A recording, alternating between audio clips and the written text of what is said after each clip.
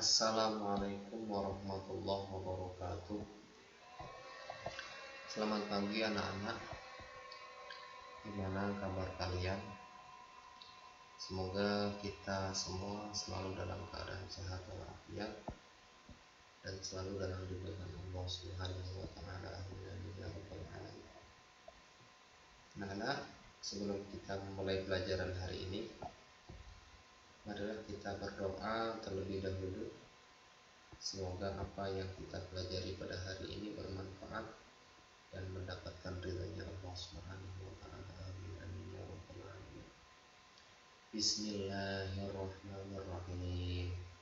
Raditu billahi rabba wa bil islami dinna wa bi Muhammadin nabiyyan wa rasula.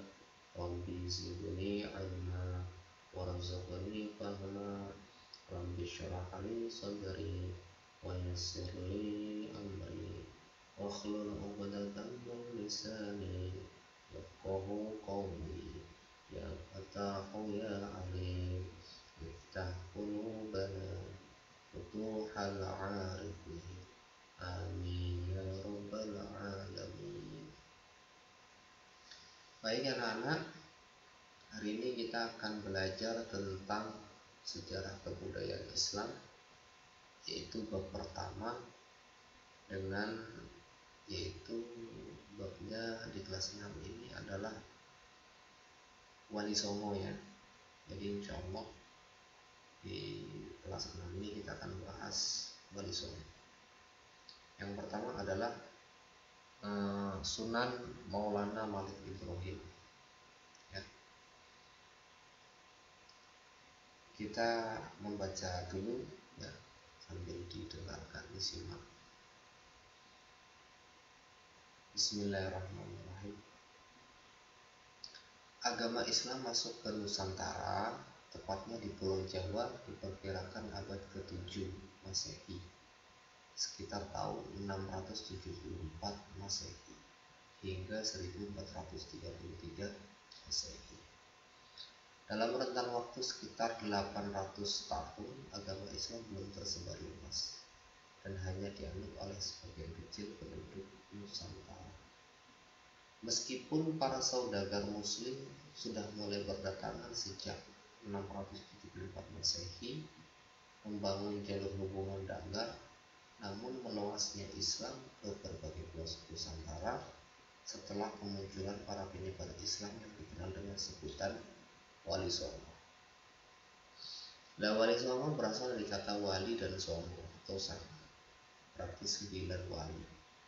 Istilah Wali Songo dikaitkan dengan lembaga dakwah yang berisi tokoh-tokoh penyebar Islam dalam usaha mereka mengembangkan Islam secara terorganisasi pada abad ke-15 dan 16 Masehi. Para penyebar Islam yang disebut Wali Songo yaitu Sunan Maulana Malik Ibrahim, Sunan Ampel, Sunan Giri, Sunan Bonang, Sunan Derajat, Sunan Kalijaga, Sunan Kudus, Sunan Muria, dan Sunan Gunung.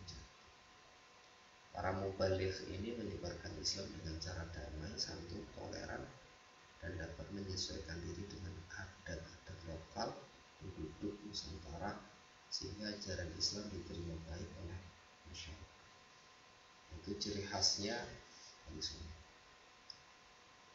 Di luar Jawa pada abad ke-17 dan 18 muncul para tokoh yang mempunyai peran dalam mengembangkan Islam seperti Hamzah Al-Fansuri, Syekh Nuruddin Ar-Raniri, Syekh Abdurrahman Al-Singkili, Syamsuddin Al-Sumantrani, Aceh Sultan Alauddin Al-Makassari, dan Syekh Yusuf Al-Makassari. Di Sulawesi, Syekh Abdul Somad Al-Falembani.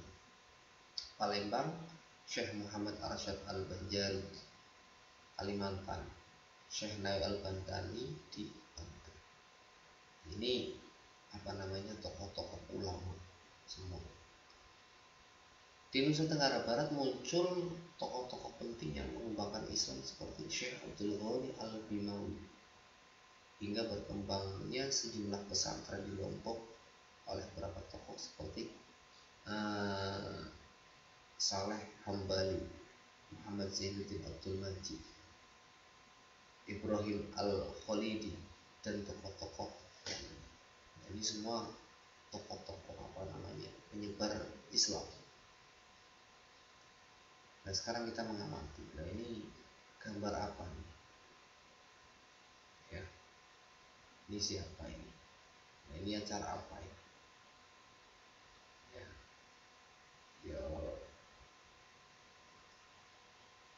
Nah setelah mengamati gambar di atas, tuliskan nilai-nilai pembelajaran dari gambar di atas. 1. Maulana Malik Ibrahim datang dari tempat yang jauh, ya, Kasam, sekarang masuk wilayah Iran, melalui perjalanan laut untuk mewujudkan cita-citanya menyebarkan Islam di Nusantara sambil berdagang. Atas jasa dan pengabdiannya, ia selalu dikenang masyarakat Indonesia. Nilai yang terkandung ini apa? Nanti ditulis di buku tulis, ya, dikumpulkan dengan wali kelas. Yang kedua, makam Maulana Ibrahim tak pernah sepi dari berziarah untuk berdoa. Mereka datang dari tempat yang jauh, dari berbagai penjuru daerah di Indonesia. Nilai yang terkandung, ya, di ziarah makamnya Wali Songo, salah satu wali Songo. Nanti ditulis buku tulis, ya. Lanjutnya, nah sekarang kita belajar biografinya. Sunan Maulana Malik Ibrahim disebut Sunan Gresik. Gresik berasal dari Kashan, Persia, dikenal dengan nama kakek bantal. Silsilah keturunannya tersambung dengan Nabi Muhammad SAW melalui Fatimah Az-Zahra radhiyallahu anha dan Ali bin Abi Thalib dari jalur Husain bin Ali. Pada tahun 1371 Masehi, Sunan Maulana Malik Ibrahim datang ke Pulau Jawa dengan saudaranya Maulana Mahpur, Sayyid Yusuf Maghribi, dan 40 orang pengiring. Mereka datang ke Pulau Jawa untuk menyebarkan agama Islam sambil berdagang. Desa Sembalo menjadi daerah yang pertama kali dituju, ya, sebuah tempat dekat desa Lerang, Kabupaten Gresik, sekitar 9 km dari arah utara kota Gresik.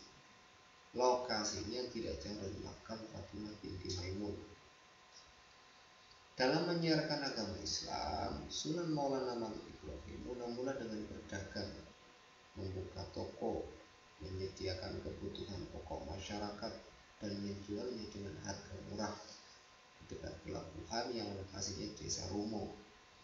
Oleh kegiatan dagang, ia dapat berinteraksi dengan berbagai kalangan, pelaku jual beli, pemodal, pemilik kapal, dan pihak-pihak yang terkait dengan aktivitas perdagangan.